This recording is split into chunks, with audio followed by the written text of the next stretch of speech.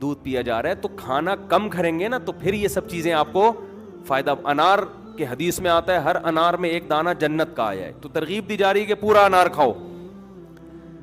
तो इसमें तो दो राय नहीं है कि इस्लाम ने आपको जो खुराकें बताई हैं, कुरान में जिन खुराकों का तस्करा है, जिस तरह से खाने का इस्लाम आपको हुक्म दे रहा है, उससे बेहतर कोई जरिया सेहत बनाने का हो नहीं सकता।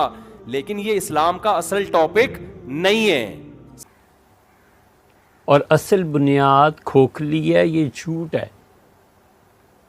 हुज़ूर अक़दस सल्लल्लाहु अलैहि वसल्लम ने ये फरमाया ही नहीं है। एक झूठा कहता है कि हुज़ूर सल्लल्लाहु अलैहि वसल्लम ने फरमाया कि अनार, हर अनार के दाने जितने भी होते हैं, एक अनार का फल, उसमें एक दाना जन्नत का मेवा है।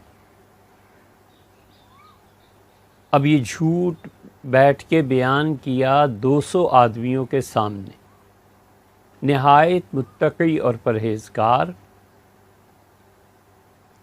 और ज़िक्र अज़कार, ये मुरीद उस झूठ को सुन के अनार की तिजारत में इजाफ़ा करेंगे और वो आगे अपने आने वाले गाहक को बताएगा कि हज़रत रिसालत पनाह सल्लल्लाहु अलैहि वसल्लम ने अनार की ये फजीलत बताई है, लिहाजा आप अनार खाएं। और शुदा ये झूठ घरों तक पहुंचाएगा, वो अपने बच्चों को तरगीब देगा। झूठ चला कहाँ से था? वो उस मौलवी से, उस वाइज से जो या तो किल्लत इल्म की बुनियाद पर ये रिवायत कर रहा है कि उसे पता ही नहीं कि ये झूठ है, और या इसलिए कि उसने भी सुना है और तहकीक नहीं की।